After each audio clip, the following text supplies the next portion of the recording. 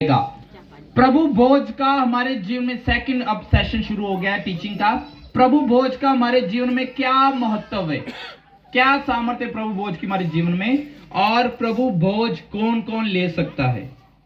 ठीक है, समझ आ रही ना आपको। दूसरी टीचिंग शुरू हो गई है।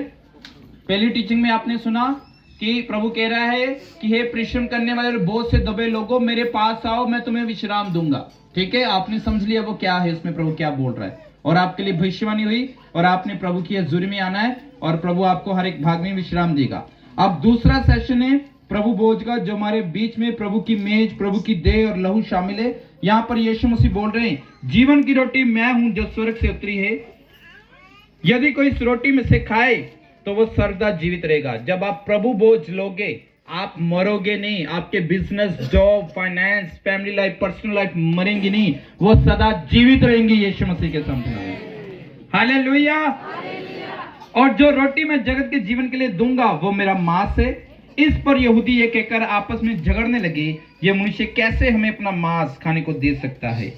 तो वहां लोग थे, वो कंफ्यूज हो गए, अरे ये यीशु मसीह बोल रहा है मेरा मांस खाओ, मेरा लहू पियो। एक इंसान का मांस, एक लहू, एक व्यक्ति का लहू पी के हम कैसे जीवित रह सकते हैं। लेकिन प्रभु बता रहा था कि मैं क्रूसीफाइड होऊंगा, मेरे मांस का एक एक टुकड़ा तुम तोड़ दोगे, 39 कोड़े मारोगे। जब वो एक एक कोड़ा पड़ता था, कुछ कुछ ग्राम जो है मांस खींच के आता था प्रभु की बॉडी में से, और तकरीबन 2.25 किलो 3 किलो मांस जो है प्रभु का निकल गया था। ऐसे ही आप चिकन लेकर आते हो ना लिफाफे में, 1 किलो 2 किलो मांस के टुकड़े होते हैं, ऐसे प्रभु के मांस के टुकड़े आते थे खींच के।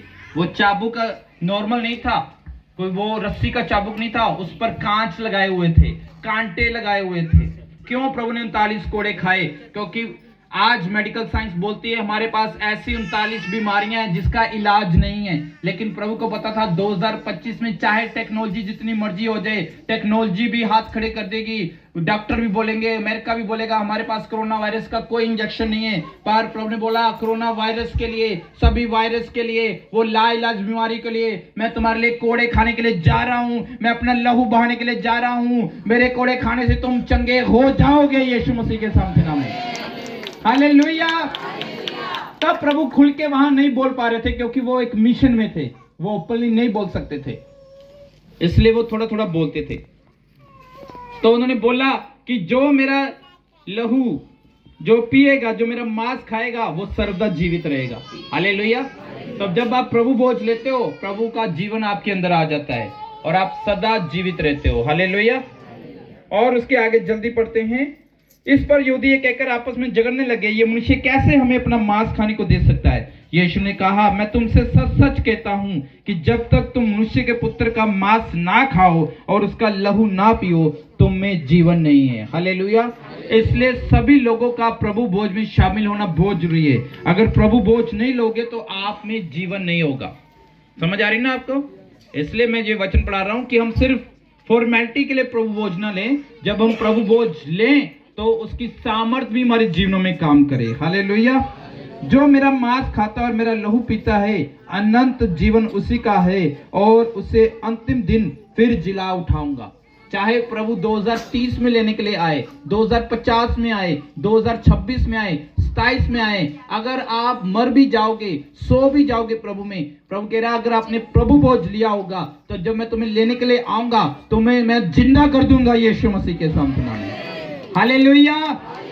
जब प्रभु बादलों में आएंगे हमें लेने के लिए, जो तो जी रहे होंगे, जिंदा होंगे, वो बदल जाएंगे, उनका रूप बदल जाएगा, वो हवा में उड़ना शुरू हो जाएंगे, सिस्टम बदल जाएगा उनकी बॉडी का। और जो सो चुके होंगे प्रभु में, मर चुके होंगे, प्रभु उनको जिंदा कर देगा। किन लोगों को? जिन्होंने प्रभु भोज सही तरीके से लिया होगा। हालेलुया। इसलिए प्रभु भोज लेना बहुत जरूरी है। अगर आप सो भी गए प्रभु के आते आते, मतलब मर भी गए या सो भी गए, मसीह लोगों को बोला जाता है वो प्रभु में सो गए हैं। हालेलुया। तो जिन्होंने ईमानदारी से प्रभु भोज लिया होगा वो लोग जी उठेंगे। हालेलुया।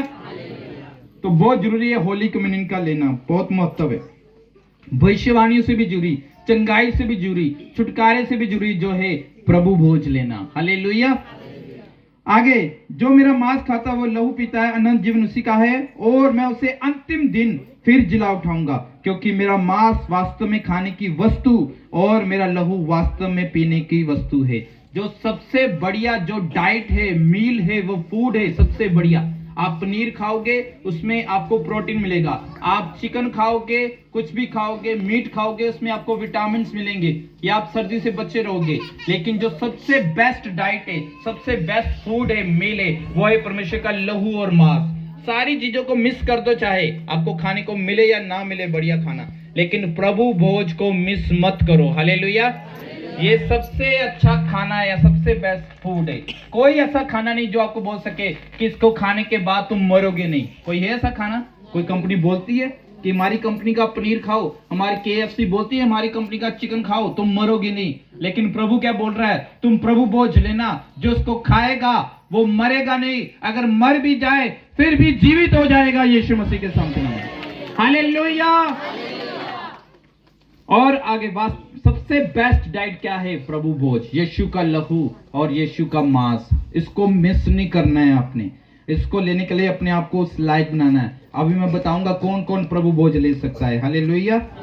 ओके, जैसे लिखा है 57 में, जैसा जीवित पिता ने मुझे भेजा और मैं पिता के कारण जीवित हूं, वैसे वे भी जो मुझे खाएंगे मेरे कारण जीवित रहेंगे। 58, जो रोटी स्वर्ग से उतरी है यही है, ये हेवनली फूड है, ये स्वर्गीय खाना है। हालेलुया।